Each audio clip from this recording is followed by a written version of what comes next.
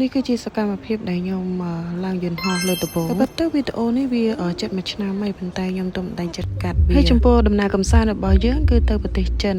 រយៈពេល3យប់4ថ្ងៃជាលើកទី1ហើយក៏បានទៅសាកជាមួយនឹងពលានយន្តហោះថ្មីប្រាប់ខ្ញុំមានអវ៉ាន់អីច្រើននេះមានតែវលីមួយកាបូបមួយនៅនឹងអត់មានអីច្រើនទេក្នុងសកម្មភាពខ្ញុំថតលេងថតរូបខ្លួនឯងលេងនៅក្នុងពលានយន្តហោះបើគិតទៅវីដេអូហ្នឹងវាចិត្តមួយឆ្នាំហើយអញ្ចឹងខ្ញុំមិនដឹងថាសកម្មភាពទាំងអស់ហ្នឹងអីខ្លះទេអញ្ចឹងខ្ញុំគ្រាន់តែដាក់footage ដែលខ្ញុំថតបានទាំងអស់ទុកជា memory ជាការចងចាំសម្រាប់ខ្លួនឯងដែលបានឡើងទៅជាលើកទី1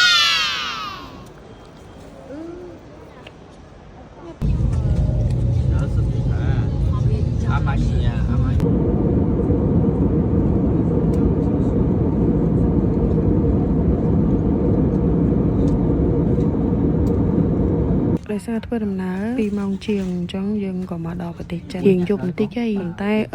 នៅគេគឺទទួលអារម្មណ៍ប្លែកម្យ៉ាងហើយមកដល់កន្លែងសន្តាគារពួកខ្ញុំគ្រាន់តែចូល check in មួយផ្លែតហើយក៏ដើរចុះមកក្រោមទៅសារត្រូវទៅរកអីញ៉ាំហើយទៅដល់អត់មានអីទេក្រៅពីស៊ុបបង្កែបគ្រាន់តែមើលវីដេអូនេះហើយនឹកឃើញស៊ុបបង្កែបមែនតើឆ្ងាញ់